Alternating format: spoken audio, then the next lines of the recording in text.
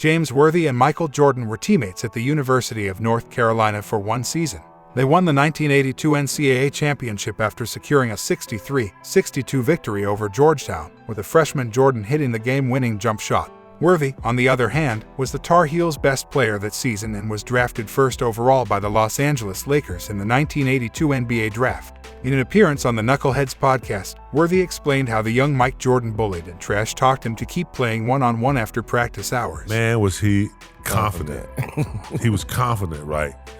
Like, he came in talking. Like, he came in like, just talking crap all the time. Like, after practice, you know how the college practices are, when they're over, you ready to get off the court and get on back. And so I would be walking off the court after about 2.5 hours of practice, and here comes Michael, a freshman, bullying me, pushing me back on the court. Where you going, young fella? Calling me young fella. Where you going?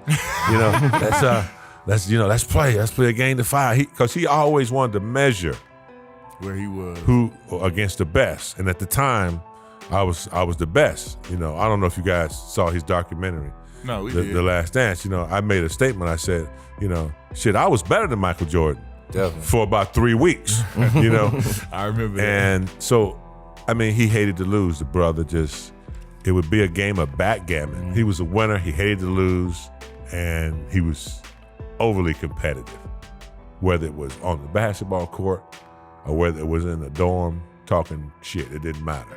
He was competitive in 24 hours. Both James Worthy and Michael Jordan played 3 seasons under Dean Smith at UNC. They became teammates in 1982 when Worthy was a junior and Jordan was a freshman. Worthy was the team's best player, averaging 15.6 points and 6.3 boards. Meanwhile, Jordan recorded 16 points, 9 boards, 2 assists, and 2 steals. Later on the podcast, Worthy spoke on witnessing the ascension of MJ and how he did not expect Jordan to become the greatest player of all time. Called him Mike. When he first came, it was Mike, and then he evolved into Michael. And I knew he was going to be good. I knew he was going to be an all-star. I had already, played, against Clyde Drexler and, some other, top guards. I said, Michael's going to be good. Mm-hmm. I had no idea. Right. I really didn't. I only played 4 months, 5-6 months of college with him. Right. And we'd play pickup games in the summertime, and he was still learning the game, man. He was kind of like a late bloomer. Once he got that science down and the theory, he didn't have to utilize all his energy. Right. And Coach Smith helped him with that. And then he got to Chicago, tried to do it all, hurt his foot, got delayed a little bit. Then he started to continue because he's always been like, his mind just won't stop. Right.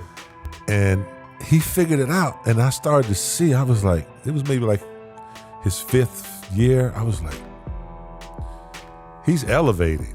Like, it wasn't no peak yet.